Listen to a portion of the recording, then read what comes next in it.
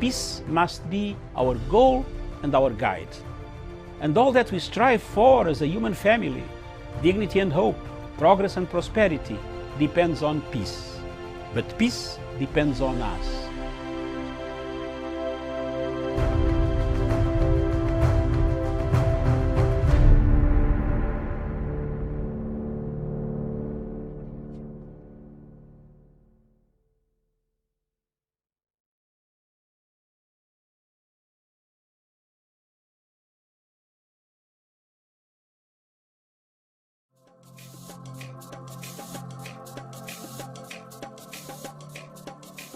Way back in 1998, the late Secretary General of the United Nations, by name Kofi Annan, thought of an idea, brought an idea of saying the only way to bring world order, where crimes committed that are not punishable in local courts, local countries, regional courts, could be taken to an international crimes court.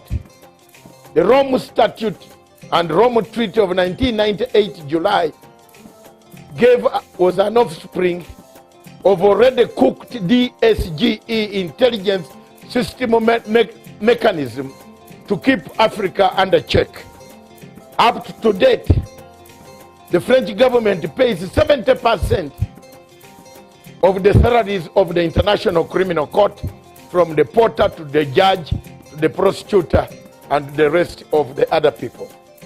This was a project of Kofi Annan and the Kofi Annan Foundation, followed by George Soros as an accomplice of Kofi Annan, brought in by Luis Moreno Campo and the entire system of the West, some countries in the West, to keep check on African countries that did not agree with the policies of the French and to their policies of Western culture.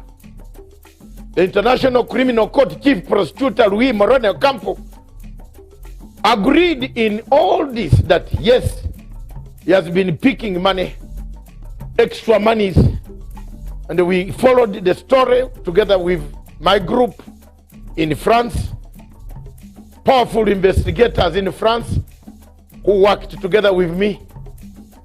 And we found out that, truly speaking, Luis Moreno Campo, Fernandez Gumedi, the former judge, the president of the International Criminal Court, laundered money, some coming from American banks themselves. This evidence was put in the ICC. In the case of Bashir versus the chief prosecutor, I filed an application, which I still have, and which I'm going to publicize again, so that people can know that I was right. I've been vindicated because the American friends now have found that my credibility is real, that I was right when I stood up to say this court is corrupt. This court launders money, $17 million of United States money, laundered through Bahamas, through New York banks, back to Ocampo's personal assistant, by then called Fernandez Gumedi Silvia, who later on rose to the ranks of becoming the president of International Criminal Court. It has taken us time, energy, effort, resources to investigate the corruption scandal that have rocked the International Criminal Court. Why should African countries continue to be in the ICC? Yet even the superpowers like America are saying no, we have enough courts to try our own people. Viewers, It has taken Americans over 20 years to listen to our voices when we told Rainburger in Nairobi that this court is a corrupt court. Today, on the eve of September the 11th, I want to deliver a clear and unambiguous message on behalf of the President of the United States. The United States will use any means necessary to protect our citizens and those of our allies from unjust prosecution by this illegitimate court. We will not cooperate with the ICC. We will provide no assistance to the ICC, and we certainly will not join the ICC. We will let the ICC die on its own. After all, for all intents and purposes, the ICC is already dead to us. A case of the Kenyan people. These cases in Kenya, the chief prosecutor called Fatou Bensouda put serious statements at the end of the cases, discharge and termination. In legal language, these cases pose a very serious threat in the future. What the people of Kenya can do, and they should do, is today to wrap up the work envelope. Because until this envelope is sealed, thrown in Indian Ocean, the chief prosecutor in the future will come and look for that envelope, use it to incriminate people again. It brings me back to the situation. America is sealing its journey out of the ICC. Why do you wait? Why don't you take this opportunity to seal your journeys out of the ICC? America is quitting, warning that it cannot no longer be a party to such an obnoxious court, a court that has no powers, that talks from this side and vomits from the other side, a court that cuts and pastes evidence, a court that buys witnesses, a court that incites incentives, gives incentives to witnesses of a passport and a relocation, then you tell lies about people. A court that sentences you as per the words there.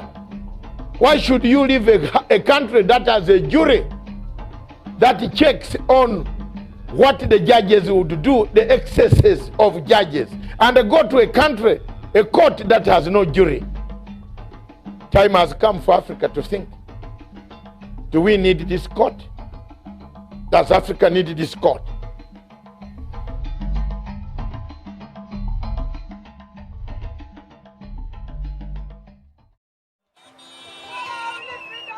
We call for a non-violent revolution. We call for a non-violent protest. We call for a non-violent march. This is what we are demonstrating to the world, and we have resisted Mr. Biya's army of occupation in our land, but this is a moment that we must continue to stand firm. Of this nation. Along with many other Cameroonians, many of you, as far back as the early 90s, and more frequently lately, I have insisted upon the imperative nature of genuine dialogue. Unfortunately, the government's solution has been cosmetic reforms and repression. Teachers, lawyers who raised legitimate concerns were either arrested or forced into exile. Doctors, important people in our society who asked for genuine dialogue, were met with punitive transfers and humiliation. It is regrettable that the government hasn't learned from the past. We are ambassadors. We don't need anything again. The only solution to the matter is let the government solve this problem by giving our independent freedom. We have a territory of our own. We recognize international boundaries. We have a language. We have a culture.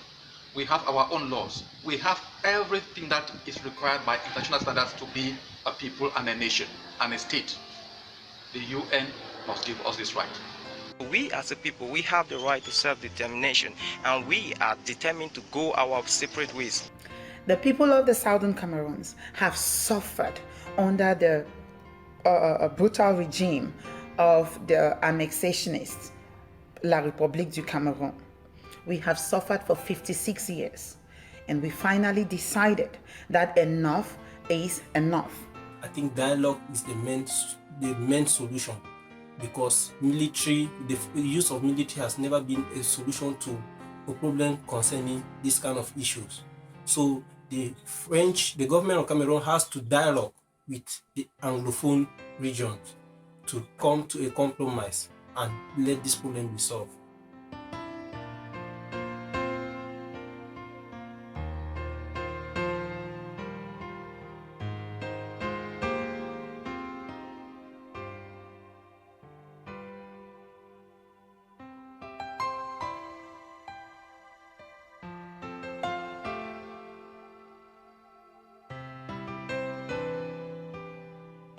Now, we want to inform the whole world that the Southern Cameroonian prisoners of conscience in the jails of Yaoundé are on the second day of their declared hunger strike.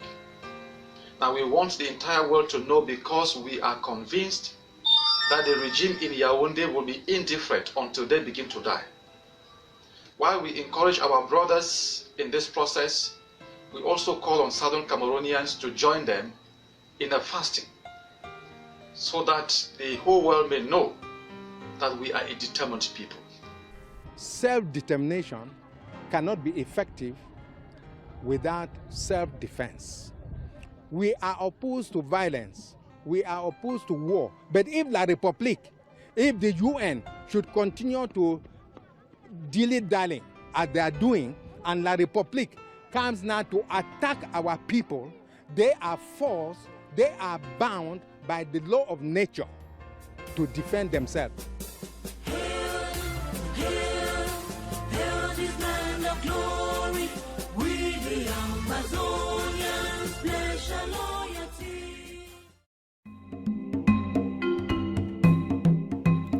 Viewers, President Uhuru Muigai Kenyatta, the President of the Republic of Kenya,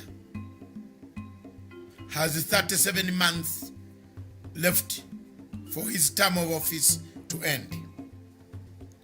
We conducted an opinion poll on key tenets of what can be done within the 37 months.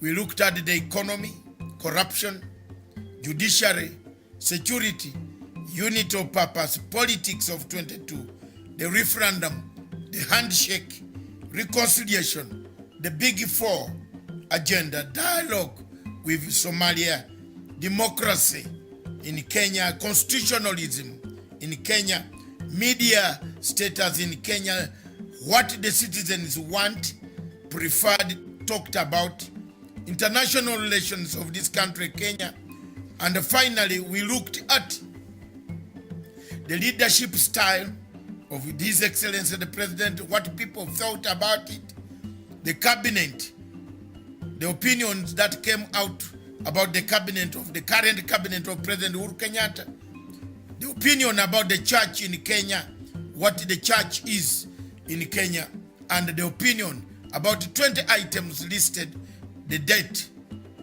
the rising debt of the Republic of Kenya, the debt that people have, the debt that the government and the people of Kenya have to pay as a result of the money that they borrowed for infrastructure,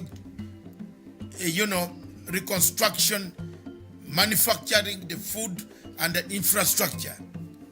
We looked at all these items and we came to a conclusion that in 37 months, there's quite a lot that must change. But there are key factors that stand out within the 37 months of the leadership and the government of President Uhuru Muigai Kenyatta. To leave a legacy, the president needs to look at items and narrow down some of the items that can be achievable and those that can be improved and those that can be left for the next government to work on and continue working to stabilize this country called Kenya. The most outstanding items that most people talked about with the highest percentage were judiciary, economy, corruption, unity of purpose, referendum, the handshake, and democracy, plus the church and the debt that was alarming most of the Kenyans. But behind these alarms and behind this scenario, one factor stands out for President Uhuru Kenyatta. He has set the ball rolling in the direction that, yes, a handshake that he took a position to take. It's very rare in Africa for a winner to think of the loser, and the loser to think of the winner, and then the winner also to incorporate in some of the activities, not fully in government, but in terms of handshake. President Uhuru Kenyatta stands out within the 37 months left to cement the question that Kenyans want to look at the judiciary, to look at the referendum, at the constitution. Are there some things in the constitution that need to change? If you look at the fight between the governors and the MCAs, between the governors and the central government, devolution has worked very efficiently. Most people did not want even to say much because they needed the services. But the amount of the corruption in the developed units has worried most Kenyans. So can we, in the next, as Kenyans, can Kenyans look at this and find out and take note what they can help the President of Republic of Kenya to improve on, to achieve within the 37 months. I know it is a hard, a long, tall order. It's a tall order that can bring about difficulties, but it has to be achieved. A legacy must be left, especially on the question of unity of purpose, especially on the question of fighting corruption. At least leave a legacy by fighting corruption, unity, creating a united Kenya, bringing about good social standing of the people of Kenya, and above all, cleaning the judiciary such that it can help Kenyans in resolving the contentious issues. You have done very well on international relations, and international relations need to be encouraged more. But the question of Somalia brings a lot of hiccups. The best way to resolve it lies in your credentials as the President of the Republic of Kenya. The legacy goes on, is in and on track. Thank you, viewers.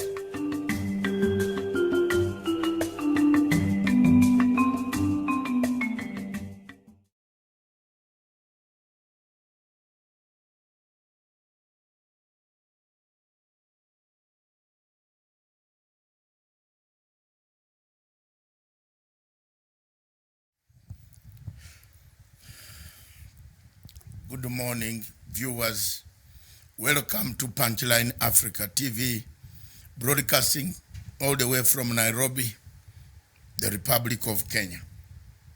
Viewers, this morning, in my opinion, which is part of the Good Morning Show, wherever you are in Africa, we shall touch on continental issues, beginning from Kenya.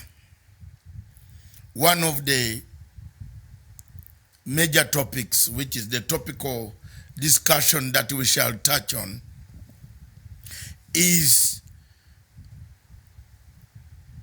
the question of what has killed Africa? What has killed Africa's perception? Is it the negative media publicity? Is it the corruption, the rampant corruption that we have which makes Africa, despite all the enormous resources that it has, cannot pick up to an equivalent of any of the other continents that we see on the universe. We have plenty of sunshine, we have plenty of rainfall, we have very good vegetation, we have waterfalls, resources, we have plenty of human resource, but still we have nothing. All what we have seen in international community is the darkness that we have, as it was called, a darker continent. We still have exhibit some medieval ideas that we use instead of governance, and therefore Africa has fallen short of being labeled a continent that does not move, but moves, but comes back, forward and backward 3 steps. Every part of Africa is littered with corruption, rampant corruption, nepotism, bad governance, conflicts, wars. These have brought about obstacles that have made Africa to have a bad name in the international community. Viewers, I will come back on that topic later on. Probably we shall look at it together with Miriam, who is going to come in on Africa and interrogate the topic fully. Right now, let me touch Kenya. The legacy of President Uhuru Kenyatta. In Kenya, one of the most common thing that we are hearing is the legacy. 36 months and some days left. Shall we attain the goals that we set up, that President Uhuru Kenyatta set up?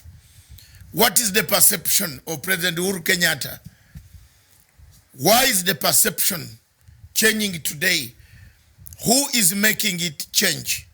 Who is tarnishing the image of the president? As I said yesterday, we are going to be candid. We shall speak candidly. We shall dissect candidly. We shall not carry any prisoners on this journey of defending the legacy of President Uhuru Muigai Kenyatta. It's a voluntary task that we have taken. And if you want to defend your person wherever you want, we are not mercenaries of money. We are defending for the sake of the good work that President Uhuru Kenyatta has done for Africa. And therefore we believe he is one of the few people in Africa who should be given a platform, a better platform than any African leader when it comes to bringing issues. Is a younger generation, a young stamina, is able to come out and mobilize others. Kenya matters to everybody in Africa. Kenya is an island of peace. Kenya is an island of freedom, democracy. Kenya is an island of economic hub, an economic hub, stable shilling, stable infrastructure, stable transmission of money. Therefore, Kenya needs to be given a chance. Kenya needs to move. Kenya needs to solidify its, existence as far as institutions are concerned. We regret that Kenya lost the hosting of African Free Trade headquarters simply because of this stupid bickering, all-time campaigns waged by people who want to rule this country without knowing the consequences of the future, how it will come, how it will impact. The noise that you make today impacts the decisions internationally that people make about Kenya. Any delegation coming into Kenya would think we are having elections tomorrow. that has impacted quite a lot on the legacy of President Uhuru Kenyatta. Today, as we speak, the legacy of Uhuru Kenyatta continues to attract many people. We have a very important conference on regional counter-terrorism that is taking place in United Nations headquarters in Nairobi, in Gilgil. This conference is a very big landmine, is a very big step forward, a landmark that can create, that brings in the sensitivity of the matter of terrorism that Kenya faces, that we face terrorism from the east of our borders. In Somalia, in South Sudan, we have rebels fighting. Ceasefire is fragile. We face that regional threat. There is a regional threat to peace. And Kenya plays a pivotal role. That's why you see the conference is here in Nairobi. None other than the Secretary General himself of the United Nations and the chairperson of African Union, Mr. Moussa Faki Mahamat, is in the city, in the capital, to grace the occasion. And the several European Union dignitaries who fund some of the anti-terror activities in the region. The conference will be brought to you live. And as I said, Nairobi continues to carry the flag that no other country, no other city on the continent can carry. Therefore, the legacy of Uhuru Kenyatta needs to be protected. Protected in the sense that it has to work. It must work. It must leave a milestone, a serious milestone, a landmark of prosperity, unity, cohesion, a Kenya without tribal enclaves, a Kenya without ethnicity, a Kenya with enough food, enough good health care systems, Kenya with good housing systems. That's what President Uhuru Kenyatta seeks to achieve. President Uhuru Kenyatta seeks to achieve those tenets such that people can enjoy, and those who will take over power in 2022 can proceed to make them better. That's the legacy we are talking about. There are people, of course, who have not been very, very happy with the type of politics that President Uhuru Kenyatta introduced. And therefore they have gone on offensive. They have belittled themselves, because some of the younger men who talk things on TV talk like kids, yet they are senators, they are MPs elected by over 30,000 people, and yet the talk is childish. It's more or less, they talk of playing in the water, in the dirty waters when it has rained.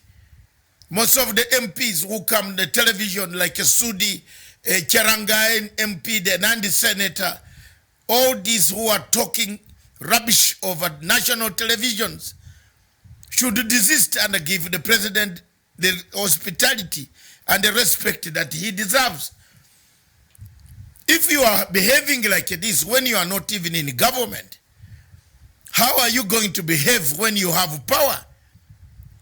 You know, these campaigns can be as you think, but they can be counterproductive, negative to your candidate. Because if you exhibit such behavior when you have not ascended to power, what do you think people will be seeing when you are in power with instruments to be able to order for people to be killed, to assassinate people, to slaughter people, to detain people? That's the behavior. So those who are campaigning negatively and portraying themselves as campaigning managers for one of the candidates of 2022 should respect themselves. Should respect themselves in the sense that you are campaigning to seek votes. But if you are going to insult everybody, threaten everybody, hate everybody, create everybody an enemy, create cells of enmity in the regions that will give you the vote, you must be a politically naive and imbecile. You must be a political zygote in reasoning that you will go and antagonize the areas that you intend to get the votes. Call them names, call them all what you want. So any of these campaigning men who go on the microphones, who are talking today, it is early, too early. In political science, some of us who teach it, not just talk about it because you have been elected by bribing people. But if you have read the subject of political science and you know the strategies and the methods and the tools, you don't start insulting the same audience that you will address tomorrow. The question that I see here, those who are against the legacy of Uhuru Muigai Kenyatta have a problem with themselves. And perhaps this problem can only be solved by what Cassius told Brutus. Cassius said to Brutus, when they were plotting to remove Julius Caesar in the play of Shakespeare and Macbeth, maybe for Sudi who has not gone to school and doesn't know what Macbeth is, he better listens to this, that Cassius told Brutus that we should not blame the stars, but we should blame ourselves for the failures that we made that brought up Julius Caesar. But for the sake of us accomplishing our mission, let's not look at those stars that have stayed up for 7 days, 7 weeks, whom the beggar on the street of Rome, Roman Empire, told Julius Caesar that, hey, my emperor, when you see those stars staying there for 7 days, there is year danger. And the Roman emperor did not listen. The people, the Senate that was plotting, Cassius was the Senate boss plotting. Brutus was one of the senators. They murdered Julius Caesar. Perhaps we should look at that. Are we the problem? Instead of looking at President Uhuru Kenyatta as the problem. Because the problem seemed to be coming from us. The president was in Mombasa recently, unveiling a very important academy that teaches even younger women to be sea freighters. Sea freighters, sea men, sea women, the job that was dominated mainly by men. That's a plus to the economy of Kenya. We want people, as they use Kenya Airways, people should take time to use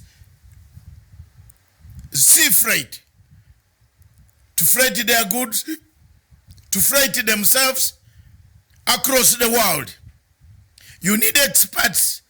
You need people who inspect these ships. Every ship that docks in Mombasa needs to be inspected before it takes on the water, not to kill people. We need those people. He was in Mombasa inaugurating this, while people, some of them, had gone to the extent of decampaigning the project, saying that it is not very viable for Kenya. It is a shame, therefore, that the legacy of President Uhuru Kenyatta is littered with pitfalls of insanity created by malcontents of groups that have mushroomed with factions within the ruling party. These groups and the malcontents zoom about politics, toxic politics, the politics of toxins that we see being thrown around, the toxins that took people to the ICC, the toxin that made 1,600 people die. Today we see it coming back with people fighting so hard, so hard. Oh yeah, I must be a leader. But any course, even if I kill people, I must be a leader. Those traits of imbeciles that did such a campaign of hate is not what Kenya needs, is not what Africa needs. Some of us have reached the stage of talking. At the age of 64, I don't think I should sit here and praise people when they are making mistakes. It's better to be called a foreigner and the names and labeled with labels. It's all right. A foreigner can be better. After all, Jesus was not welcome in Bethlehem or Nazareth where he was born, or wherever it is. He preached outside the Palestinian states of those days. He never preached home. He never saw madam. He never saw mama. He never saw the father. A son of a carpenter rose not to start politics of compensationalism because you lost up in your childhood.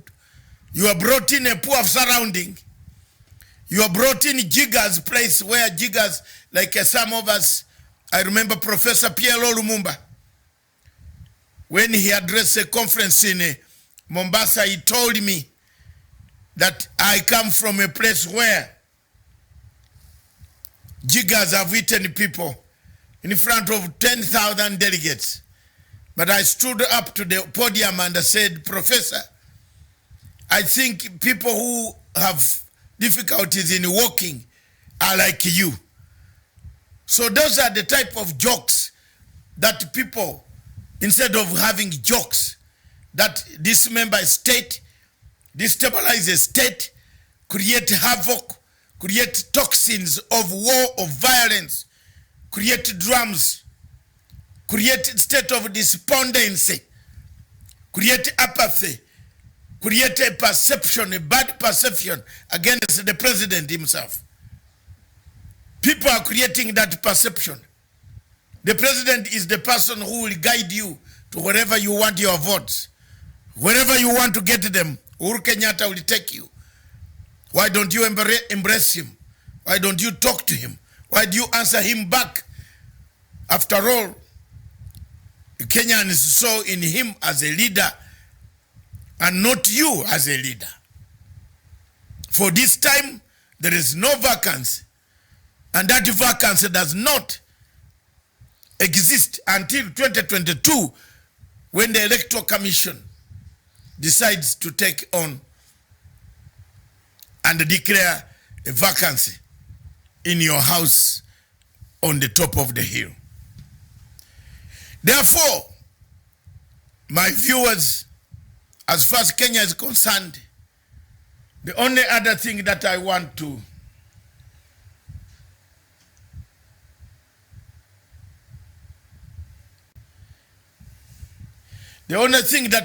bring to your notes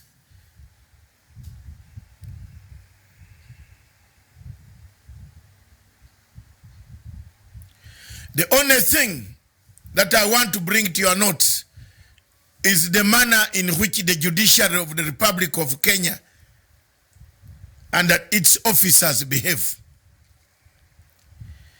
Yesterday,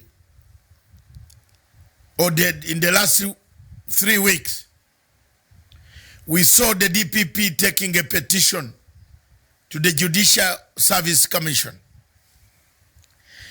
The details of the petition are so damning and so dangerous that any human being with very clear conscience who would like to avoid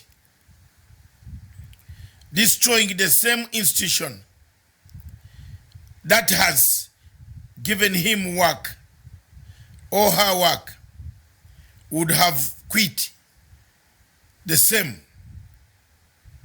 But suffice to say,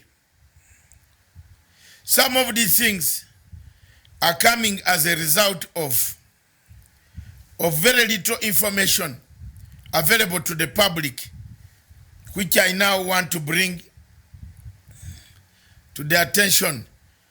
If my production team can bring that up, and I will go through it to make a point very clear to the people of Kenya that these are some of the most serious charges that are before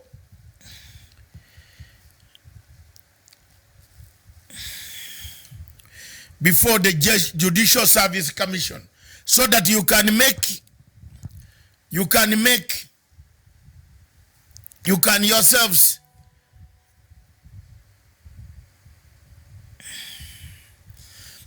make yourselves acquainted to why the people of Kenya wants the Deputy Chief Justice to quit. 1, tax evasion.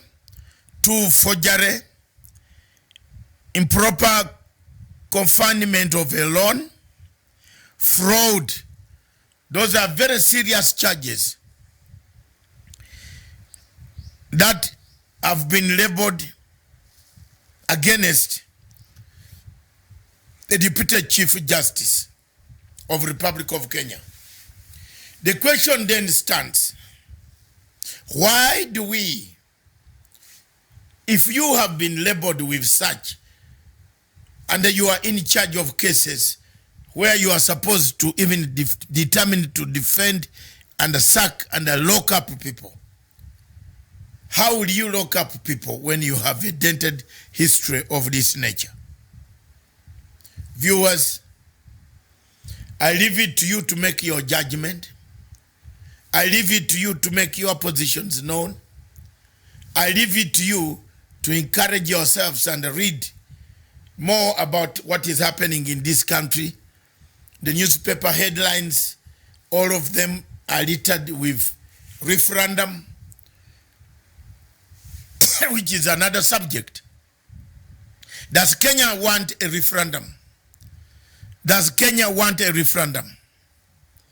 Referendum or change of law can come in 2 ways in Kenya: through a popular vote, which is put to the people, questions are put to the people, or through an amendment in the parliament, which is constitutional, apart from the core articles that form the constitution, that you cannot amend just through parliament.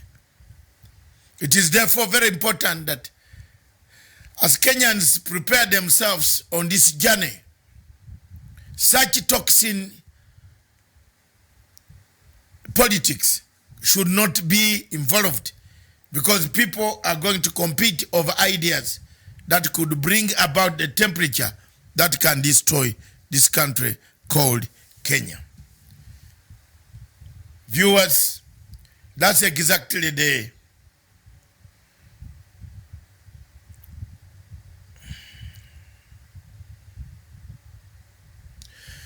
situation that you talk about. Uganda. I have been doing a lot about Uganda, so I don't know whether Mr. Pateli knows that I have been fighting for freedom in Uganda since 1985.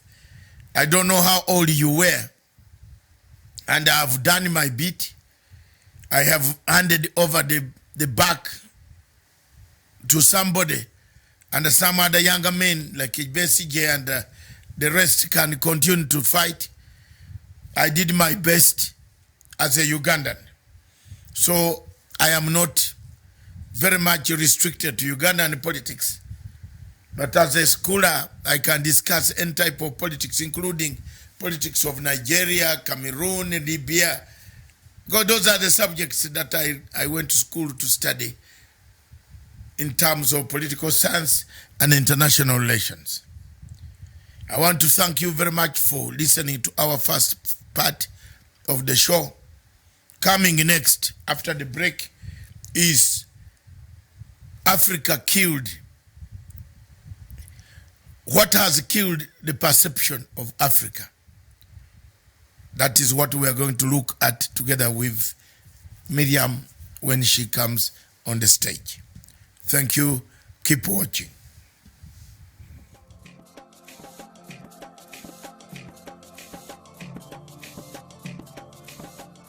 We discuss Africa.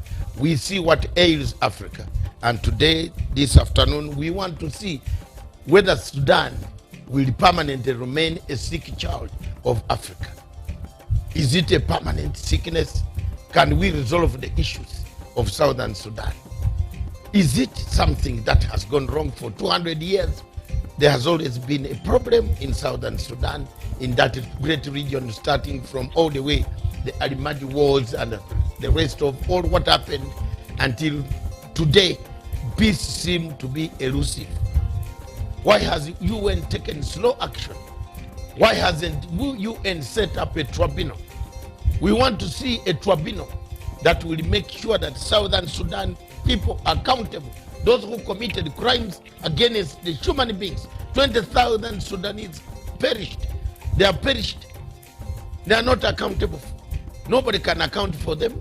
And we cannot sit here, go on hammering peace agreements without mechanisms of accountability.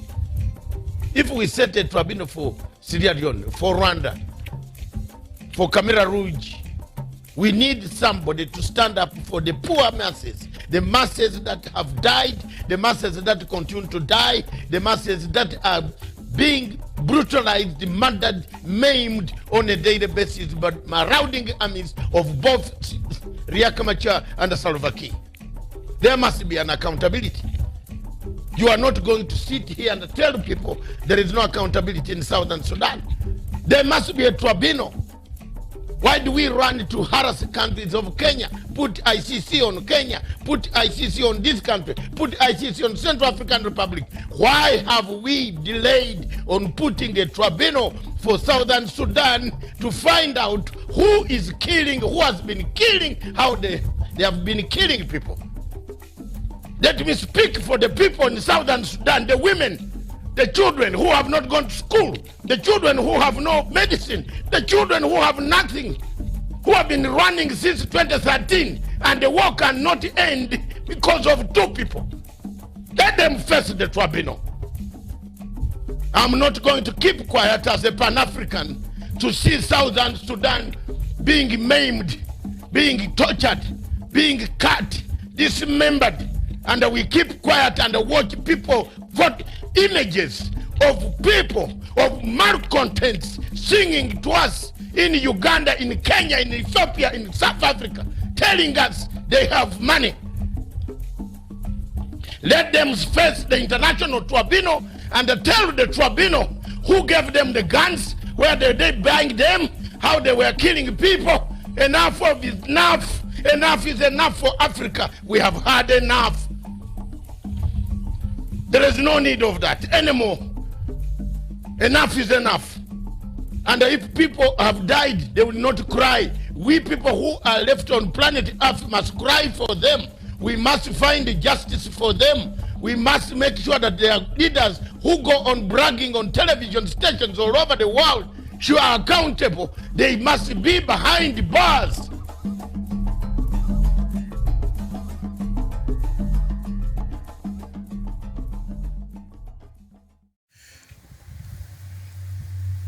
Good morning, viewers. Welcome to Punchline Africa TV, broadcasting from Nairobi, the Republic of Kenya.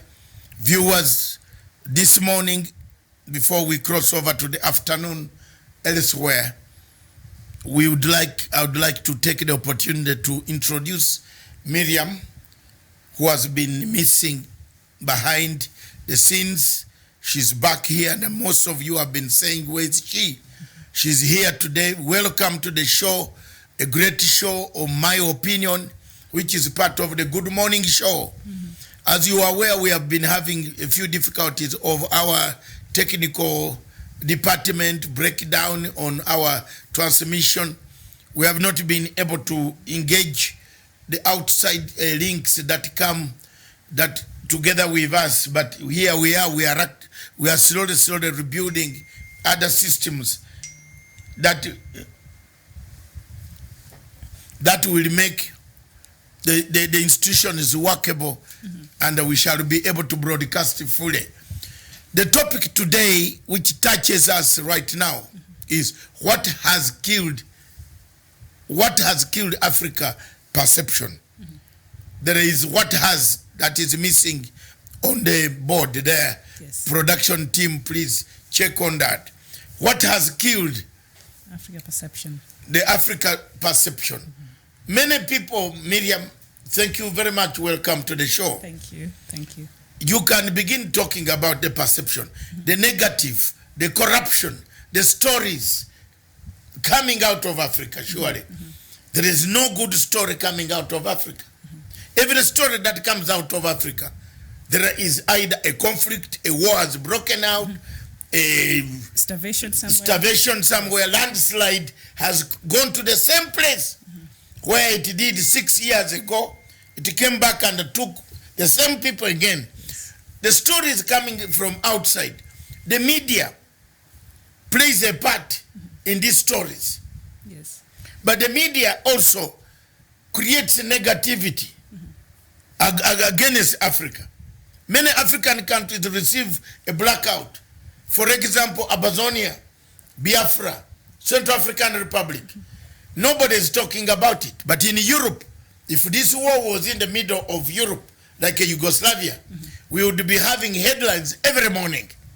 Now, the international continents, America, Europe, Australia, South America, Canada, they have their radio stations, television stations, CNN, BBC, Sky News, Radio Russia, Radio China, TV. Has Africa reached a level to have these instruments that we can use to this to send our news? And I think you've forgotten something that has become very important for the Arab world. That is Al Jazeera. Al Jazeera has changed the perception of the Arab world to the rest of the world. Thank you very much for bringing me. I was just opening the subject for you. Yes. You can now enjoy it. Let's look at the areas. What are the areas that have made Africa look very bad? Yes. Is it because we don't have Al Jazeera? Even if we had Al Jazeera, our own Al Jazeera. When you make, I told you the other time, Mr. Dangote is the richest man in Africa. Zimbabwe today is a country that advertises with CNN. And yet across the border in Limpopo, there is South African Broadcasting Corporation. If Zimbabwe government gave the South African Broadcasting Corporation that advert, it will impact more to Africans in South Africa to help Zimbabwe across the Limpopo. But you see an advert on CNN, a huge advert, which must have cost about $20 million, or $2 million, or $3 million. It's very expensive to advertise on Yes, CNN. to advertise daily, even for 30 seconds, is very expensive. If you look at the adverts, the stories that are coming out, Dangote goes to CNN to advertise the products that are eaten by Africans. I saw him now advertising the Dangote rice. I don't know if it is consumed out there, but you know what? I think he just have so much to... Surely, Miriam, yes, you are saying. Dangote rice. And talking about media and how it has, it has been a tool that has been used to perpetuate this bad perception that Africa keeps, experiencing out there. It is because you have allowed the outside media, especially, which is believed to have a very powerful voice out there, to make the narratives about Africa. And we've not seen the African media houses, like you've mentioned, South Africa, SABC. It's one of the leading media houses in Africa right now, and among other leading media houses in Africa, we've not seen the leading media houses in Africa going out there and countering these claims, because sometimes it is believed that maybe whatever they're saying could be true. If they say Africa is just a place of bad leadership, but the problem is, as you will see as you continue this conversation, is that they will take one, say, bad leader, say they'll take Paul Biya, and we'll all be cluttered in one group because this person is bad. So all African leadership is like that. I believe as much as we have a gap in terms of leadership in Africa, there are actually leaders who are trying to do their best to make sure they serve their citizens very well. But you see, even in our own media houses, we do not highlight these positivities. So we let the outside media, especially the Western media, run this very negative narrative about Africa. And us as Africans and the tools that we have in our own media houses, we don't go out there and counter some of these not very true accusations even. Seriously, some of them have been labeled on the things that make Africa look so bad. But are we ourselves making Africa look good? Do we ourselves as Africans, do we try? We are here, this television station is only 3 years old.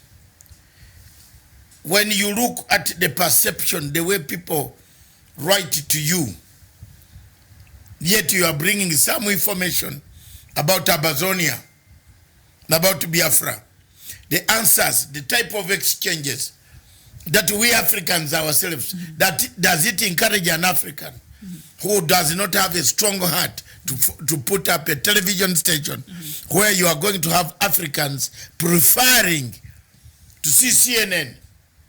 Even when CNN is belittling them, they prefer to switch it on and say, shut up that guy. You know that happens. Yes. Most of the time. We have seen football. Today, I received a very comprehensive investigative report. And I think you will sit down and read it and see why I told you I will never see AFCOM.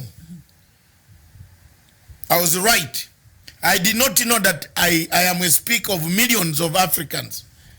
Another African man from Guinea-Bissau sent me a very powerful investigative report into the CAF football dealings with Total Oil and AFCOM and AU.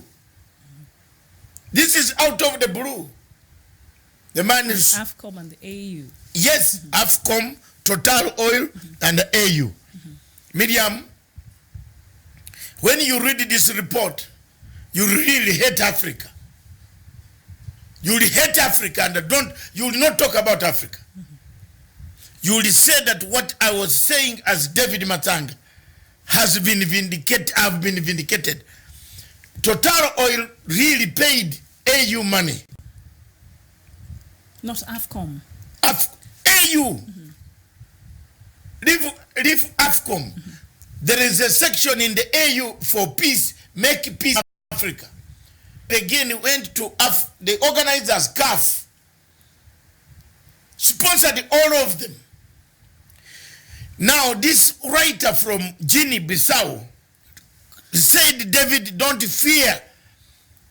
There is a scandal why they arrested the Madagascan, who is the chairman, at the Paris airport to intimidate him. Because the man who came in too he was arrested, yes. Yes, he came in too and asked several questions. As an African, why is it that Total Oil sponsors our football? Why? We are 66 years old. You can't have Total Oil sponsoring the football. The only thing left for us Africans that unites us. That unites us. Yes. The rest we don't unite. But football in Africa, even in Cameroon, when Cameroon, French Cameroon is playing, Amazonians cheer it. Yes. We saw in France the man who scored the goal is from Cameroon. Africans are united, and yet their football is sponsored by the same company that kills them on a daily basis. So this guy, thank you very much, Auli. He gave me all his number and the details, and said he'll be sending me very serious investigative pieces. Now that he says I've been bold enough to tackle France, I have published that piece, investigative piece. Stephen can correct, bring it up here. It's on Pan-African Forum. You'll enjoy it. It is detail by detail how the money from Total Oil was transferred to African Union under the umbrella of Make Peace. Which peace was African Union making, Miriam? You know, you talk about Amazonia. You know, you talk about Central African Republic. You know, you talk about Biafra. The suffering of the people of Biafra. DRC, right? DRC Congo is on fire. African Union received huge money from Total Oil, French government, Total Oil, African Union CAF. So when the chairman of Madagascar took over power, the man said, hello, I am not going to sit on the seat with this, who is funding our football? Viewers, I made a call 2 weeks ago when this football was going on. We are together with Miriam on this show. I said I will not watch. And I'm not watching. I encourage more Africans to read my article on www.panafricanforumltd.com. It is there right now. If it is not, you go to my page now, Pan-African Forum UK Limited, you will find it there. An investigating piece, very elaborate. I had to keep some things that implicate even some presidents of Africa, collecting money from Total Oil, paying everything that you see, even making a man like the president of Egypt, a useless guy. He goes to Niger and Niamey and he talks rubbish. That's what he was talking. They have been, how on earth can we allow? The French again picked a Senegalese, who is the woman in charge of FIFA. That lady, yes, assistant. I have that part 2 of that is coming again. My. So we are living in a corrupt world. That woman might not even come back to Africa because she will be locked in the scandals created, organized, supported by the French. So when you look at that, what is happening inside, I thank the millions of silent listeners, silent Africans. We speak for you. You should not hesitate to give us what we need. That gentleman friend is a lecturer in one of the universities in Guinea-Bissau. Thank you very much. My brother, you have done a very good job. Whatever you fear to expose, I will expose. He did that, and that thing is there. I don't know whether Steve has got it, but it is on there. It is on my page. It can be brought, then people can read. And as we wait for Steve, one of our viewers here, Eka or Pili, you're saying transnational cooperation is the key sector that facilitates to make Africa poor always. The support, say that, like what you're saying, Total is giving now to the AFCON, they make sure they use such avenues to make sure that Africa continues to be poor. Yes. This is according to our viewer, Eka. Yeah, but can't you see the correlation between the oil, Total Oil, French government, AFCON, and Africans are paying their tickets, running, or I'm going to Egypt, even lying to your wife, you are going to Egypt. To do what? To watch a match. Already paid, fixed. That's why they laugh at us.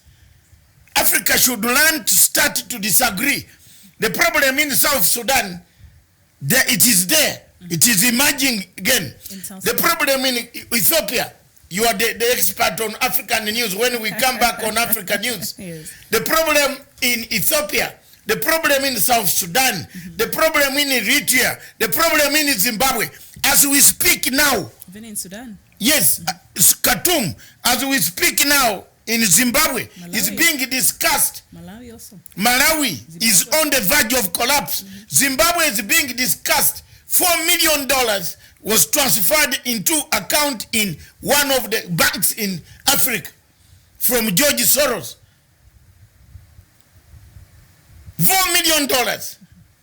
The purpose is to destabilize, to pick a chain that will supply Zimbabwe with water, with needs when they are on an uprising. This information is available. Africans must follow the tips that we give them. I've told the Zimbabweans, if they are sleeping, then they will sleep in exile. If Mnangagwa is sleeping, he will sleep in exile. The amount of people who have come up now in Zimbabwe saying enough is enough, we shall topple you, we shall overthrow you, we shall do this, are many. And therefore Emerson must wake up and know that there is trouble. $4 million dispatched from an account, followed from an account in Paris, transferred from the Citibank to that account, and it is now arrived in some African countries. They have rearranged their arsenal, their men, to start preparations. When they trigger, they will say troops are killing people. When they trigger that mass movement on Zimbabwe, you only need few erratic policemen to badly handle the crowd, and a few people die, then they come and say, aha, Emerson Mnangagwa is killing people. So these are serious things. And when we talk here on this national television, what has killed international television? What has killed Africa? What has killed our perception? What is it that we have done wrong? Why is it that Dagote? Why is Strife Masiwa? Strife Masiwa has more money than Burundi. Strife Masiwa can sponsor an election fully for Burundi government. But he is ever talking on Facebook while his own people in Zimbabwe are suffering. This Strife Masiwa, who has got the license and using the license of the people of Zimbabwe to earn himself a living through Liquid Africa, which is supporting Kenya and supplying Kenya with telecom. Have you seen? He cannot support his own people. If I had money, I would support my Ugandan people. I would even pay for that football team to go. After all, they were very good players. I've been told. Yeah. They were very good players, very formidable. Yes. I would give them a holiday to encourage them. They did very well. But the president also, President Yoweri Museveni, yesterday, I think, not yesterday, but on Monday, hosted them in State House in Uganda and promised to give them $1 million that they would they'll make sure that they distribute within themselves. But President Museveni also said, while you're distributing that money within yourselves, the officials should get the least and the players should get more. $1 million. $1 million. Yes, that's good, President Museveni. That was a good gesture. Yes. But the problem is, what President Museveni should have done is to collect that money in cash and come with envelopes of 22 players. I think he must have made that. No. President Museveni's pledge, they are going to steal the money.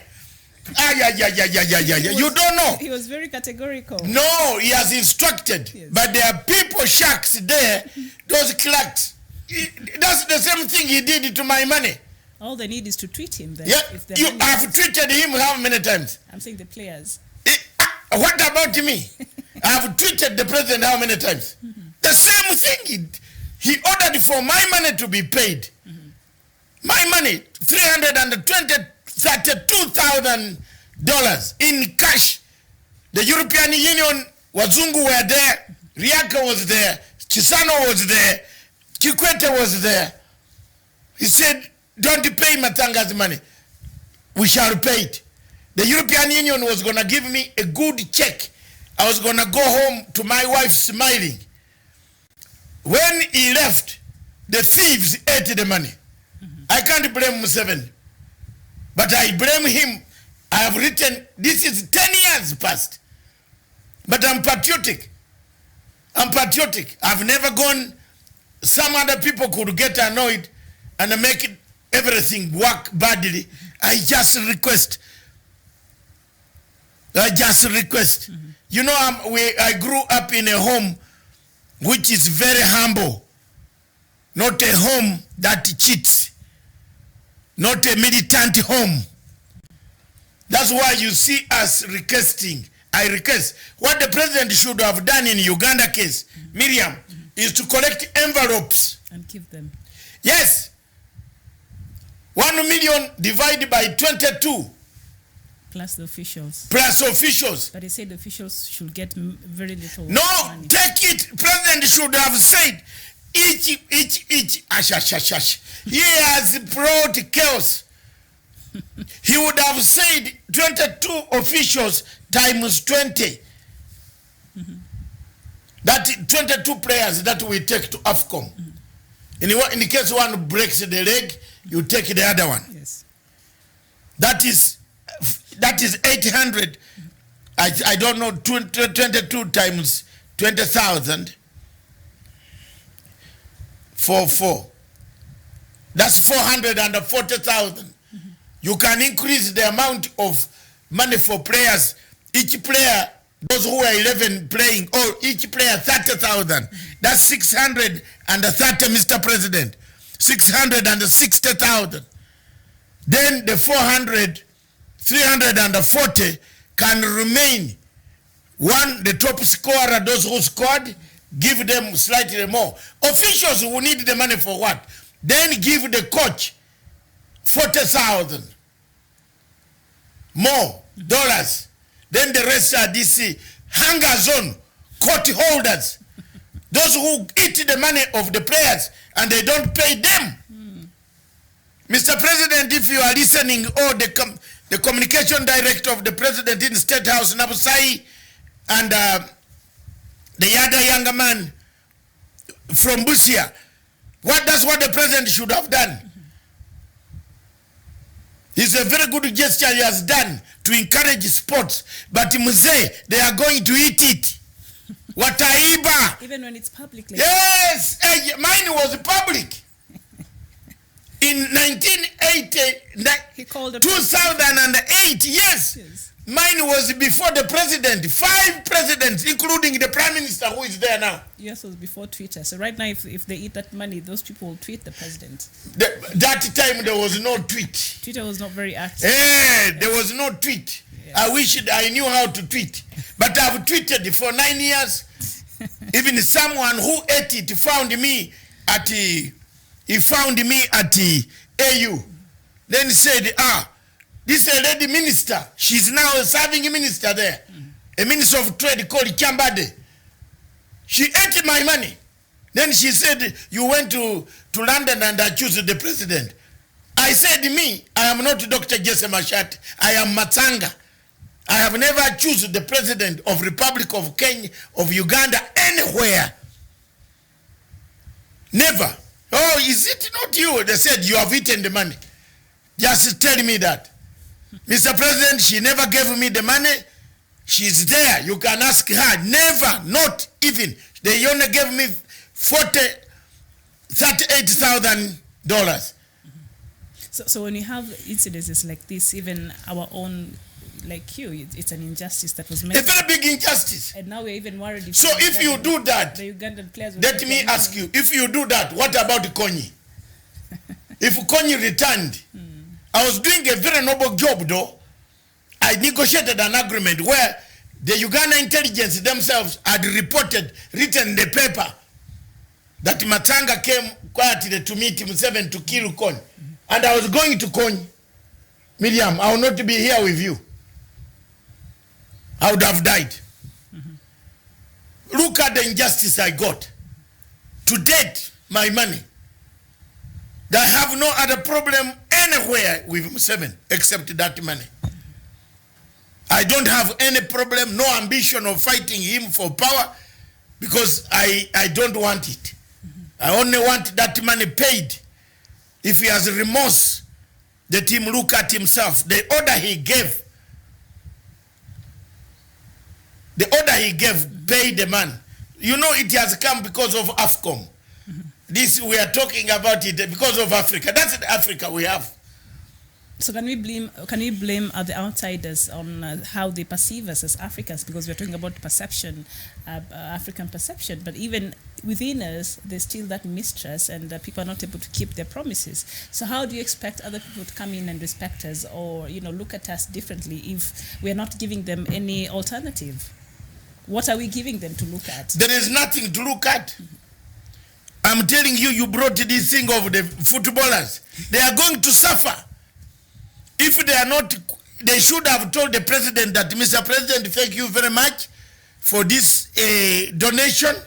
But before we leave State House, please, can we have this money in an envelope each? The official, you are going to hear. You wait. And are we not here? Ugandan Monitor will publish a story. The president's donation never arrived. How many people does the president promise money? It has never been paid. Not because Museveni has not authorized the money, but it is eaten. It has been eaten in the middle.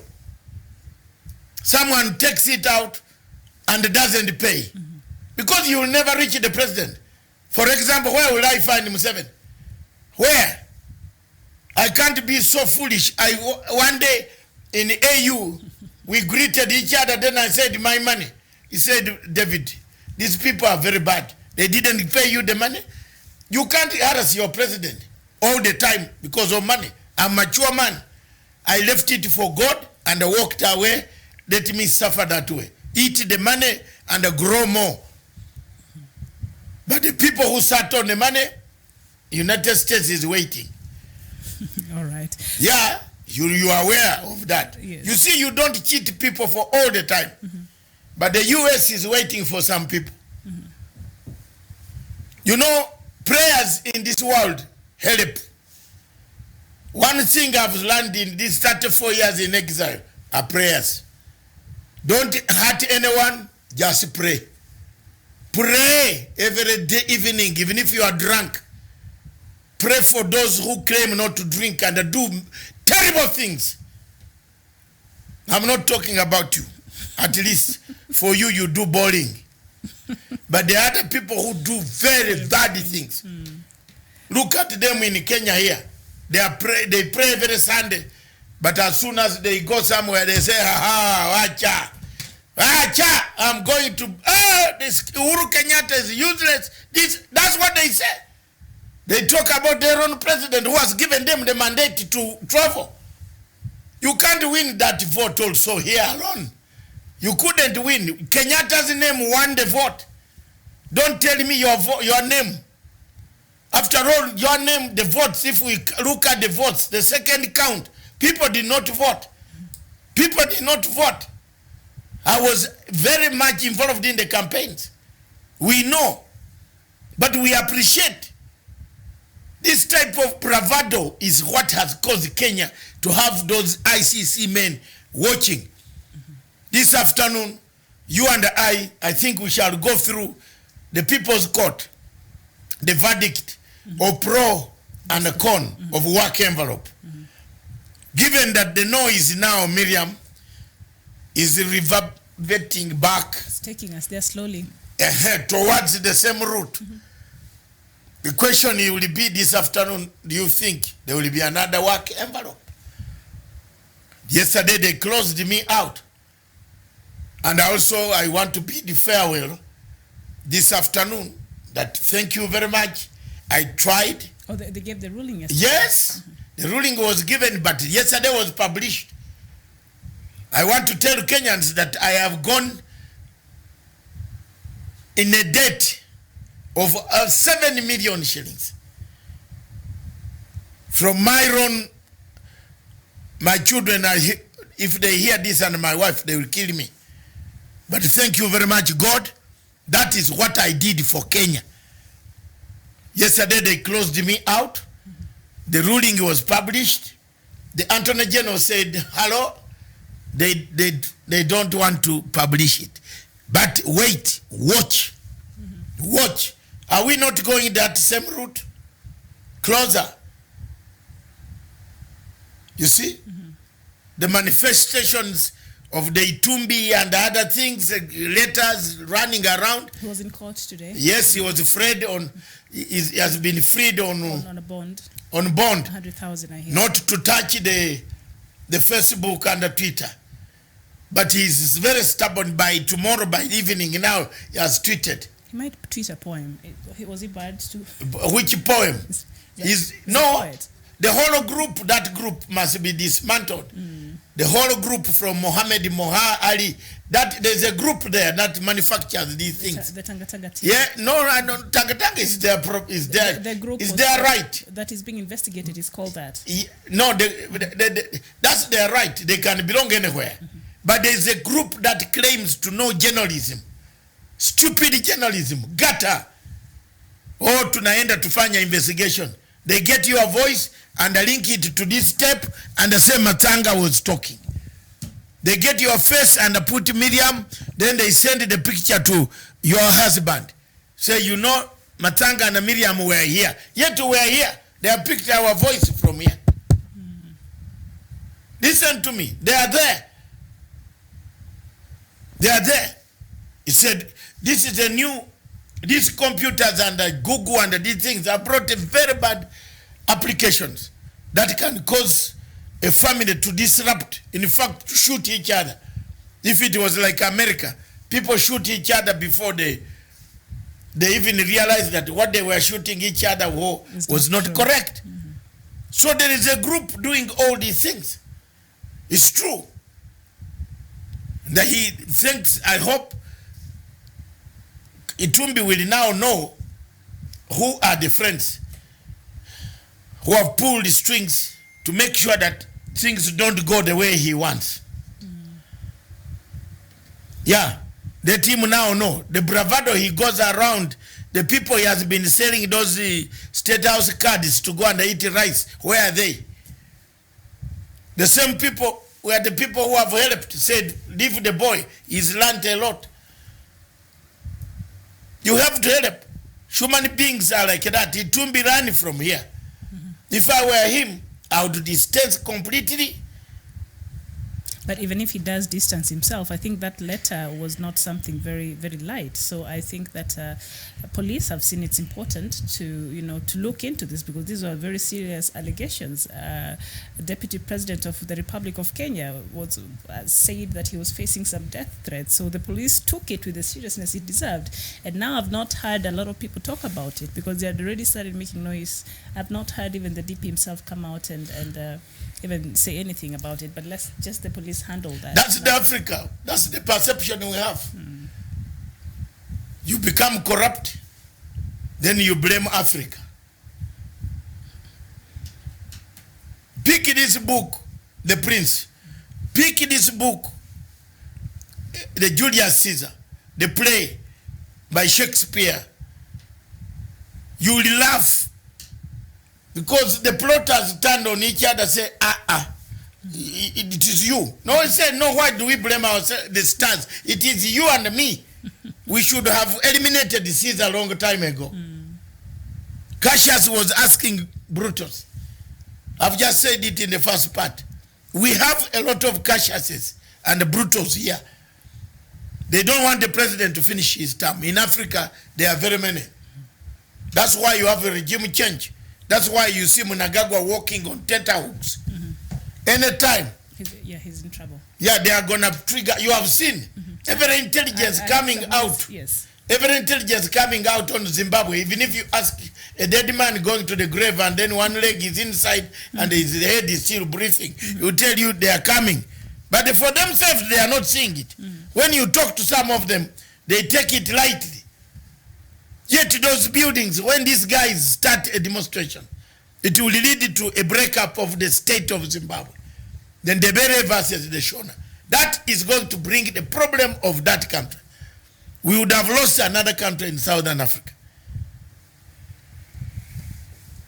Well, let's hope it doesn't get to that. But there's President Mnangagwa is having very sleepless nights lately, and a very key opposition figure yesterday was arrested over a very reckless comment he made over the weekend that they will do. Job Sikala. Yes. A very is like a Itumbi. There's no difference between Job Sikala and Itumbi. I thought you would say Malema. No. No, Malema does.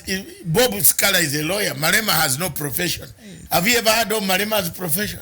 What was it? I know he's reckless, but what did he study? I have no idea. You have never heard what Malema studied. Malema is an NGO brought up man syndrome. Brought in ANC by Mama Winnie Mandela and others. Sympathy, patronage.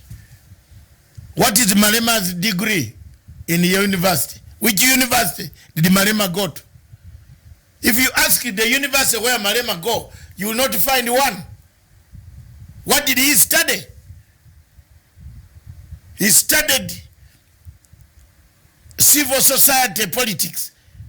Got Zuma to pocket him, used it to throw out Mr. Mbeki, one of the best presidents Africa had, a Pan-African man who could talk for Africa and forget South Africa. We lost that guy. I've never forgiven Malema. Many people in Africa say Malema, me Matanga no. In fact, I want a contest with Malema. And we finish each other by throwing words at each other on the same platform. Then we shake hands. Because I will ask Malema so many things. I will ask, because I'm also radical like Malema. The best thing is that I at least went to school a bit. I will understand the theories. I will not talk like a market thief. I will talk like an organized bank robber. An organized bank robber. Yes. Okay. You know, organized bank robber talks differently. But a market thief who steals vegetables and the tomatoes and the yams in the Omofia clan just comes and even when the yam which is very sour, which is not eatable, he takes it. When he takes it to the house and tells the wife, cook it quickly, he doesn't know that that yam is going to make him go to the toilet 20 times. That's a disorganized thief. That's what Malema is. Because he grew up in a civil society, open society foundation, funding his prominence through ANC. All what they needed is to pluck him from ANC, use him. And now they have plucked him from the main politics and they use him to attack the main ANC, to destabilize it in order for it to fall. That's what Malema is. Don't seize the farms, the government says. Remove chapter 25, article 25. The government does that. Now he goes ahead to say we shall seize them by force. Yes, there you are. All right. Yes, that is the Africa we have today. So Africa we have today is that. And that is the best, that is corruption, media negativity from Africa itself. We don't want to talk about our Africa. We prefer talking about Britain. We prefer talking about America. We forget that American independence and freedom is 265 years. Britain is 1,600 years of existence. They have changed the systems, modified the systems, to the extent that they don't use a constitution in Britain. They use customs. A British says, don't spit food while you are eating. Don't talk while you're eating, yes. Yes, that's a custom from the British. Good manners. Handle your spoon, the fork, the knife should be on the right hand side, and the fork should be on the left hand side. Both facing that is, it has grown in Britain. Yes, it has been adopted. When you go to the restaurant, you find those things placed in the right way, not placed here and this way. That the fork is here. But we Africans, when we reach there, we catch the fork with this right hand, cook, we eat. That's how we are. We give them business to advertise the goods that are eaten in Africa. Why should Dangote's cement, which is not bought by Americans, be advertised on CNN? Why? Rice. I saw a rice advertisement. Who is buying the rice? Dangote rice. Dangote rice. Who's buying it? We Africans. Good rice. For you to be advertised in CNN must be very good rice. But also, Doctor, I know all these problems and perception, especially we have allowed the outside media to create about Africa, and the Africans, media especially, or us, not giving a counter of that, or not giving them anything else they can speak about. But also, is there something that can be done in terms of awareness and just trying to make the world see us in a different way, regardless of what it is that we have here, which is a problem? Patriotism. Patriotism. Start teaching what Kenyans, what you are doing here. Look at this. People should be taught to detect bombs.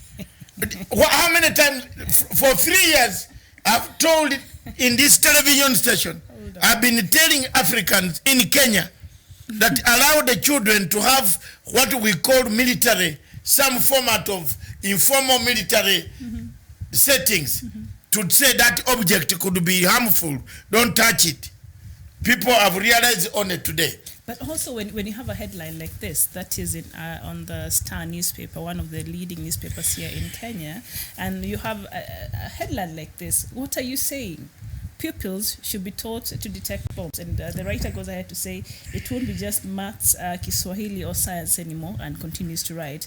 A proposed law due for second reading in the National Assembly enjoys broad support. Oh my goodness. This is it not alarming though? Yesterday, Kenyan government to detect bombs said, the Kenyan parliament said it wants to send spies in school. You saw that headline? Yes. So, look, this one comes with people learning how to detect bombs. Now, the basic thing that Africa could do is to do the Ugandan way.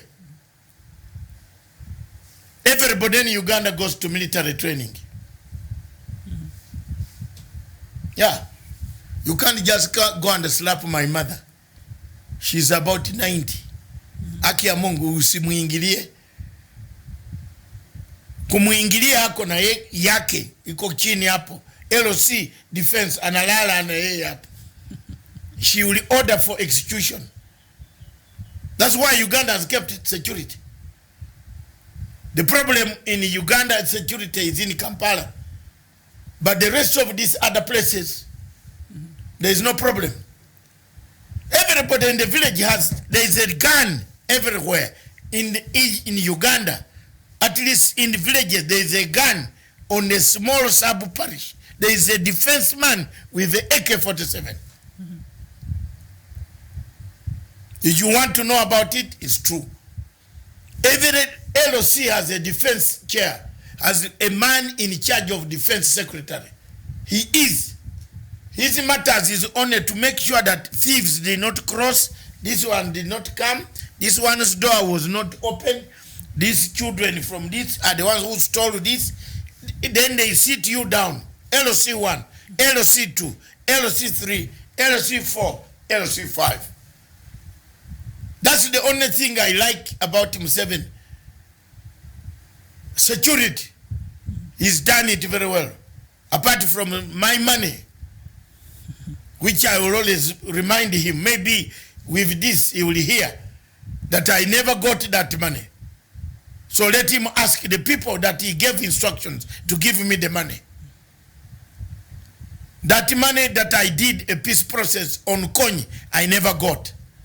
I need it. I'll cry for it. I'll cry for it. And the curse of an elder of my age is not a simple curse. So, when you look at that, Kenya should develop that method and start training some classes, detection, health and safety. All what they should do here is health and safety regulation. There is nobody in Kenya who knows whether we have our extinguishers out here. At least every 1-2 days, I check. Maybe somebody has removed the right one and brought the wrong one. So that when I start like this, guess what happens? You get the point? So it is a good thing, like the basic safety measures in case something happens, what to do or what not to do. I think all schools should know that, but how to detect a bomb, that is to another level. But you know what, perhaps they saw there's a need for that Ministry of Education, because it is said they agreed for that to happen. So, and the bill is in its second reading in Parliament, so let's just wait and see how that will go. Yes, and of course,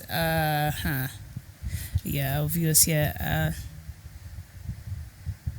Juma Absalom Agwambo, you're saying Africa leaders are dexterous with stereotype and competent intellectuals. Programs cannot execute strategies. So he feels, Juma Absalom, thank you so much for writing us this afternoon. Juma thinks we still have a problem with the leadership of Africa. As much as we want our image to change, as much as we sometimes get offended by some information that especially the Western media put about Africa out there, but also the leadership we have in Africa does not do us any good at all. It is not there. Where is it? Look at the man of Burundi. He cannot go to the toilet. His office is the toilet, the uranium place, the cooking place, because if he goes to the toilet, they will overthrow him. Look at that. We have leaders in Africa that let us down. Look at Paul Biya. What is he doing to his own people? Slaughtering them every day. Look at Buhari. What is he doing to his own people in Biafra? Killing them every day. Nation, look at Ifaki. Ifaki of Ethiopia. Of Eritrea. He can't sign even an agreement. What? He's the only person. He's the only. Of course, he supports terrorists. Hello. There's a terrorist gathering here in Nairobi today. Such a man should be put back on sanctions. Where do you think Al-Shabaab goes to? Eritrea. Yeah, when they hit us, where do they disappear to? The ones that disappear who are not killed. Where do they hide? Where do they hide? Then we go on kupemberesha watu every day. They are even now bringing a problem of a border in the water. Is it your water? Is it your water? Were you born with the water, or God put the water there? Look at that. I hate Africa, the way they do their things. I hate it. I hate Africa. And I hate the French who actually influence Africans to do the things. Somalia and Kenya were very good friends. The French came here, lied to us. They never got oil in South Sudan. They moved to Kenya. They even told us that they have not got the oil. Therefore, they are moving to Kenya to look for Ngamia 1 or Ngamia 2. In Kenya, I don't know why you have not given them oil. Now, when they saw that they were not able to be given oil, do you know where they moved? They moved to Somalia. Immediately, the French arrived in Somalia. The relationship between Kenya and Uganda and Kenya and Somalia started going wrong. They told them, go and choose, start a trigger mechanism. We Africans have suffered. We Ugandans have suffered in Somalia. Kenyans have suffered in Somalia. We have stood by the people of Somalia to pacify that nation. Look at the way we are suffering. Look at it. We are now going to end up with Somali nationalism taking us on. You will see Kenyans being told to leave. To leave, carry your things and leave. You will see. Well, they asked the UN to leave. I think they did that. Somali government last year, towards the end of last year, they asked some UN officials to to vacate the country. Look at what the French have done in Libya. Look, that if Africans think I'm mad to hate a country, I don't hate people. I hate that country and the foreign policy of France. They went to Libya. They got General Khalifa Haftar, gave him arms, gave him planes, gave him a ship in the Mediterranean Sea. Upon where the planes come, go, and a bomb. How can a rebel have planes? Where do these planes land after they are bombed? Can't you ask any question? Then you want me to go and clap in Egypt? AFCOM, welcome, kill me again. That's what Africans are. Shame on you. And rifle attack here, he'd asked we talk about Libya. And I think the latest from Libya is that authorities in Libya have released refugees because there's a center where they are holding illegal immigrants where it was bombed over the weekend. Now release them to go where? So 50 people died from that attack. Yes, release them to go where? You have killed them already. Release them to go where? Where do you release them? Gaddafi had kept all these stupid things out of that place. The French came and killed Gaddafi. Sarkozy killed Gaddafi. If he ever goes to God before me, I will never cry. They killed Gaddafi. Look at what they have done. All these countries, like that Ethiopia there, there's trouble now. They come and kill your chief of staff. There's some radicalism coming from... Abiy is in serious problem. Yes, coming from Eritrea. I don't know why Abiy cannot learn a lesson. Why all Ethiopian prime ministers? Why is it they closed the border with Eritrea? But also even after they agreed to open the borders, at the side of Eritrea, Afwerki has said it is closed now. You cannot access the border from Eritrea side. People knew it. That's why he came with his civil society politics. That he has been in the UN civil society. Aki, he's now in a mess. And he released a lot of political prisoners. And one of the people that he released are the ones who were plotting the coup, actually. They will. There is a matter of time. Yes. I hope our headquarters of African Union will be safe. I'm telling you. Oh yes, the African Union headquarters in Addis Ababa. They are there. They are plotting, and they plot. They go back. Look, what is happening in Khartoum? If the generals were not being given advice by some friends, serious friends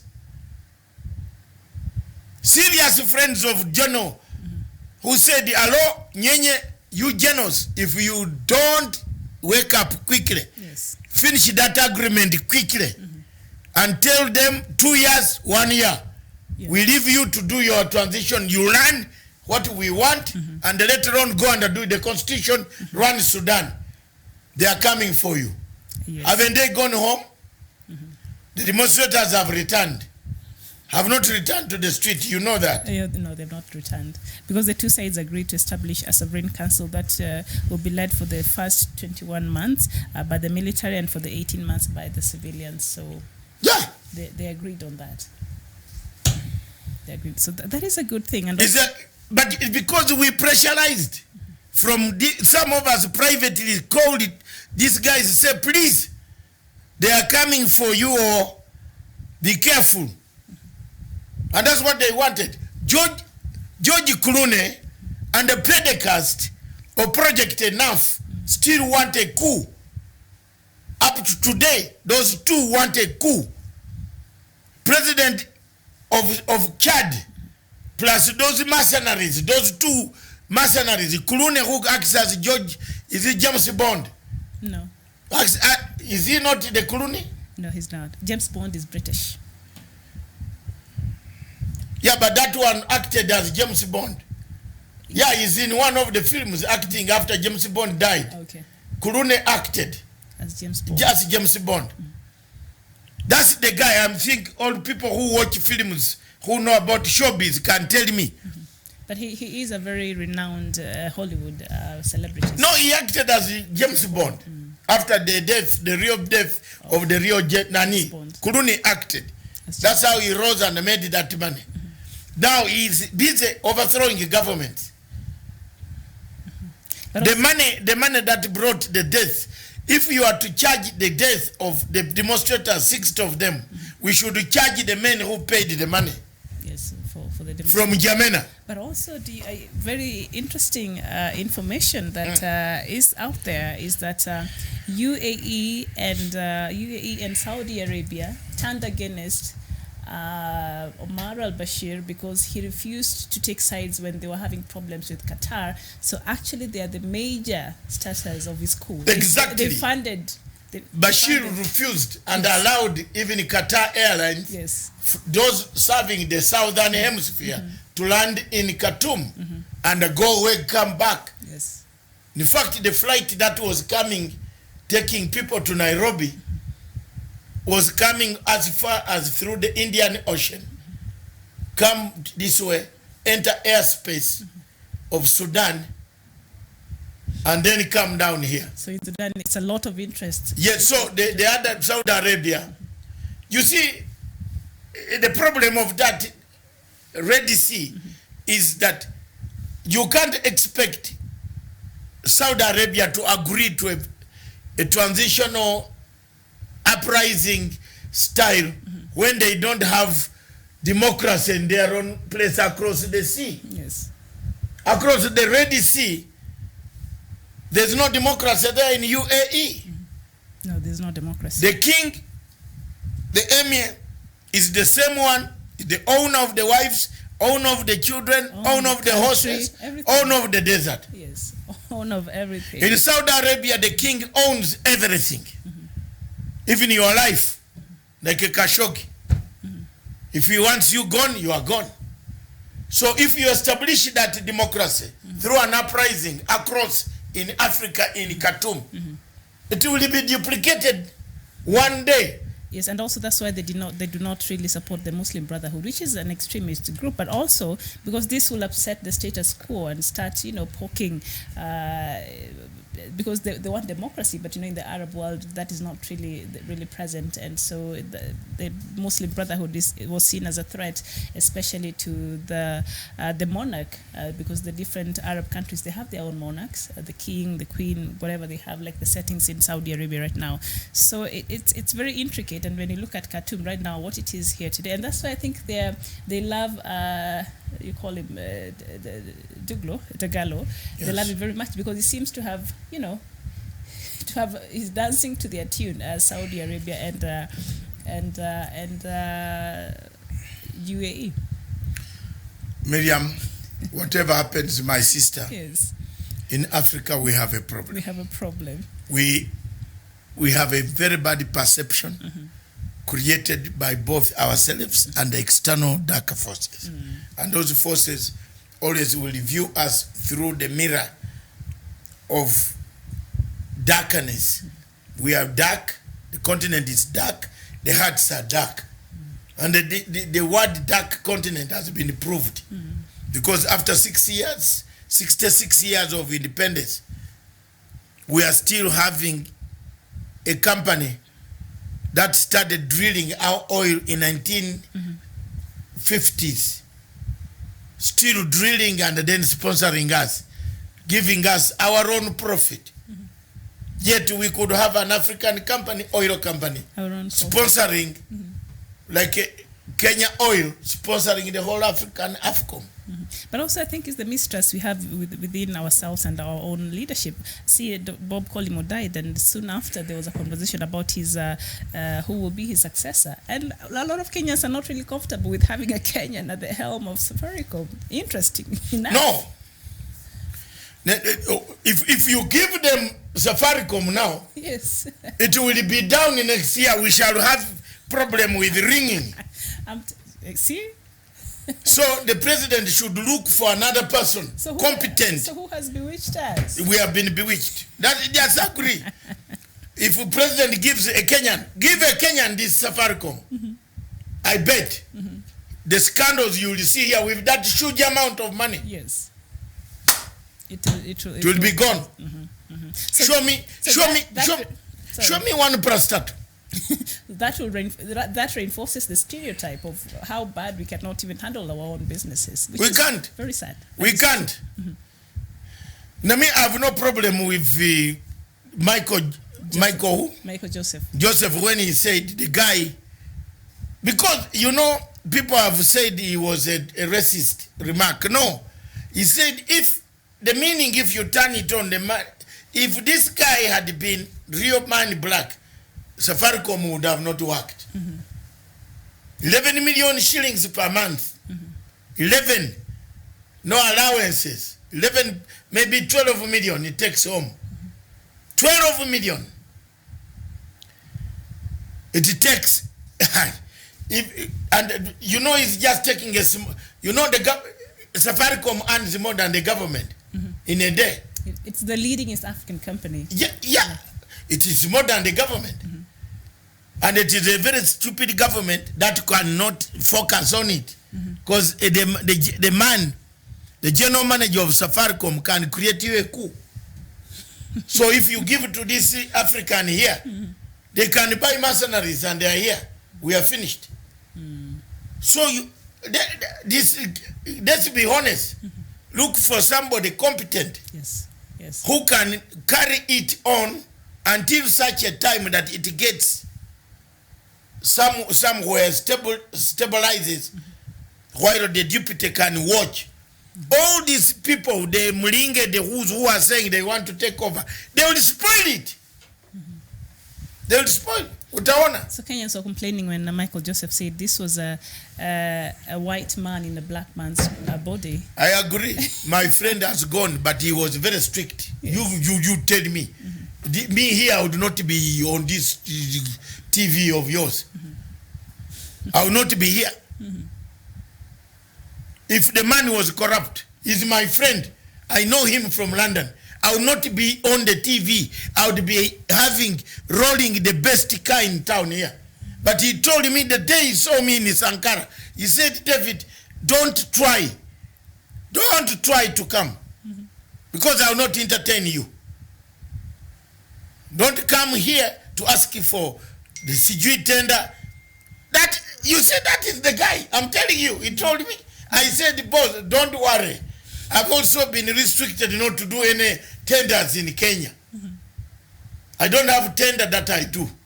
I don't want to be involved because the enemies I have are too many for having supported these guys in ICC. I have civil society. They are the Kithongos, the Gradual Otieno, the Jonjo Mue, Harun Dove, the men who recorded the statements at night and posted them themselves and said the witnesses. There are many Maina Kiai. Niko now. So if I try a tender here, I'm finished. They'll come for you. Yeah, so he said, don't try to come there.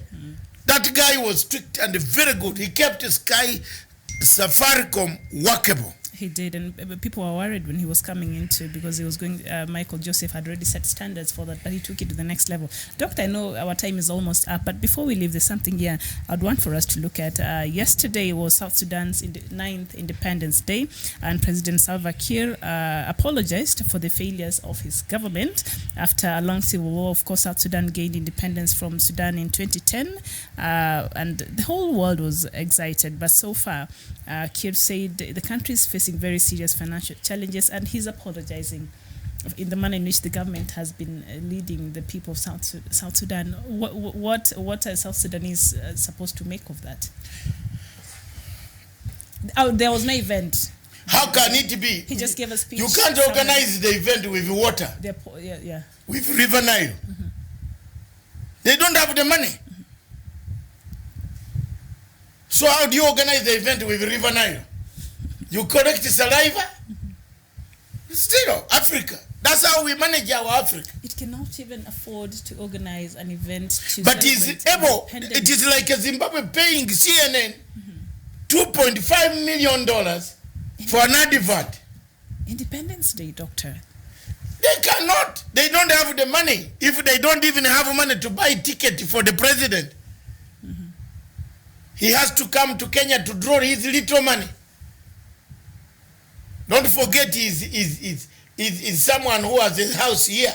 And yeah, he stayed here. He lived here for a long time. In fact, he wants some of his children to Yes, even they don't have the money. They have eaten all the money. All these guys you find on the plane going where? They have eaten the money. Wow. There's no money in South Sudan. No money in South Sudan, but last year they made $2.4 billion out of the oil from South Sudan. That is the parody. That is the part I really don't understand. But hey, there it is. Yesterday, South Sudan marked their 9th anniversary of independence. There was no event, so the president just gave his speech, and in that speech he said he's apologizing for his government's failures.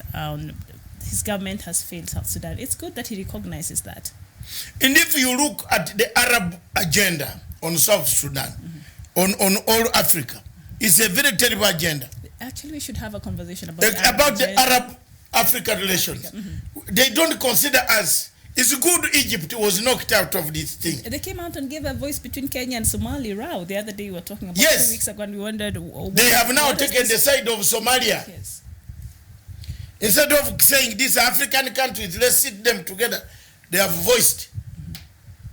The Arab League is composed of. Do you know that the Arab League is also Nigeria? Yeah, the part of. Nigeria is part of the Arab League. There are several African countries there: Niger, Mauritania, Mali. All Muslim countries. They support now Somalia against us, Kenyans. Let's have this conversation tomorrow. Yes. The Arab agenda in Africa. In Africa, it's very bad. And we start with Khartoum. It is there. Yes. They overthrow government. You look at what the UAE is doing in Egypt, in Libya. UAE, France, and Egypt. They are killing Libyans. That is not African unity. And they target their own people. Look at what they're doing in Yemen right now. We need to talk about this tomorrow, I think. Thank you very much. This will be an interesting conversation. Yes. We have kept time today. The internet has allowed us to remain stable. They fixed it. Yes. And those on the satellite also have seen us stable, although we cannot have in Skype. It's still very difficult to come in. We shall rectify and look for another system called Zoom. Is it Zoom? Yeah, I'm told Zoom doesn't have all these difficulties anymore. All right, our viewers, Majok Dinbul, you're saying the Arab agenda on Africa should be assessed as well. Thank you so much, and that is a conversation that we'll be having here tomorrow, Doctor. I believe we should have that. Thank you very much, Miriam, for coming in. I was not feeling well. I think malaria is catching me, but I can see. Malaria is catching from not where? Malaria. A flu. Or flu. You have a flu? No, it looks like it is entering the bones. I'm an old man, so anything that disturbs my heart, if I'm thinking too much, that weakness always comes. I went to shower and I saw my weakness. Okay. Something making me not able to walk out of the shower. Okay. That's why I want to thank you very much for having to support me and continue supporting us. And a joke says, welcome back, Miriam. She's here, only that she has been on other assignment behind the scenes. Yes. So don't think she's gone away. Yes. All right, thank you. And Emeka, you're saying, please, I will like about, you're saying you'll join us tomorrow for the conversation. Thank you so much. And thank you to all our viewers that you took your time and you made this and your contribution, which is highly appreciated. Thank you very much, viewers. That brings us to the end of the show. While we are on the show, Mr. Dennis Itumbi was released on a bond of 100,000 shillings. Investigations still continue to go on. And the case is set for mention on July 22nd. the case is, yeah. Yes. So it will be reporting twice in 2 days, once every 2 days, except. Motaiga police station? Yes. Okay. So that means there you are vulnerable to the police. Anytime when a new complaint has arrived, locked in. They lock you. And then they decided to have a party at the police station. How? Yeah. I will not even talk about Yeah, it. no, that is those are youngsters. But even though it's just a known thing. Those are youngsters. Yes. That's how they behave. So that they're still learning. Tumbi behaves like a younger man. You'll see him by tomorrow. He will be back on this social media writing again. So he doesn't listen. But I think this order will take him down. They will if he does, they will cancel the bail.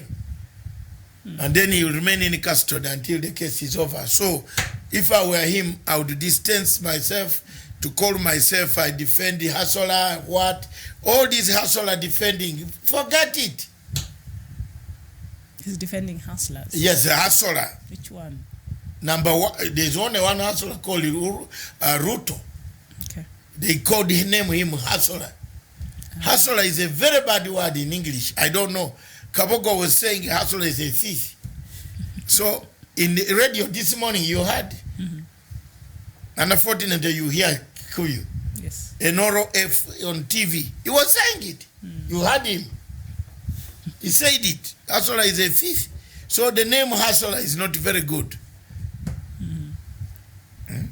They have now drawn a diagram. Have you seen that diagram going around? Showing the people who support Uhuru Kenyatta, which department, Matanga, Ziyad, who they are there.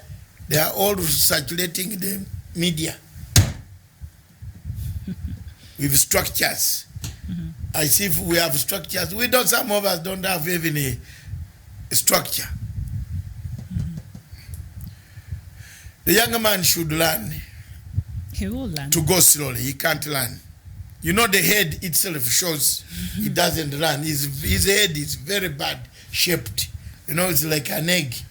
So it has a problem. The guy caused me a problem. I'll tell you, Miriam. If I show you this, you'll agree with me. I suffered in the egg. Itumbi. Yeah. Up to now, they had to look for me. Had I not fought with that lawyer from Cameroon, I was going to be in it for 5 years. It's me who took that guy for the first time on a plane. He had never climbed a plane in his life. Itumbi. Yes. The first time, Koinange, myself, and him on the flight, I took him, even bought a ticket and I told him this is how they go, this is how they eat. Eat like this, slowly. Because he didn't know how to eat in a plane. There's a difference of eating down, but not in a plane. You can even vomit food on other people. Hey. Let's leave it to God. I hope he has learned a lesson and he will grow up and make sure that things don't do the same. And all these politics of toxins, that's dirty toxins being thrown around, please let people know that this country needs peace. And that's all. All right, we'll see you tomorrow.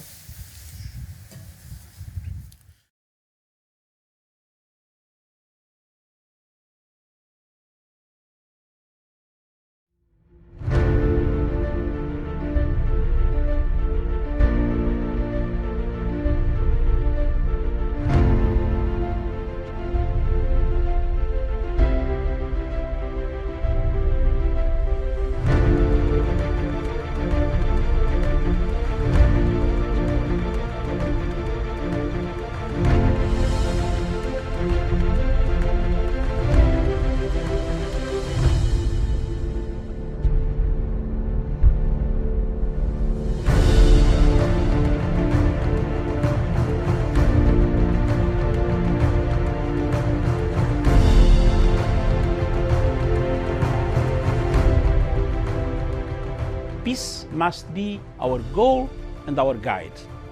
And all that we strive for as a human family Dignity and hope, progress and prosperity depends on peace. But peace depends on us.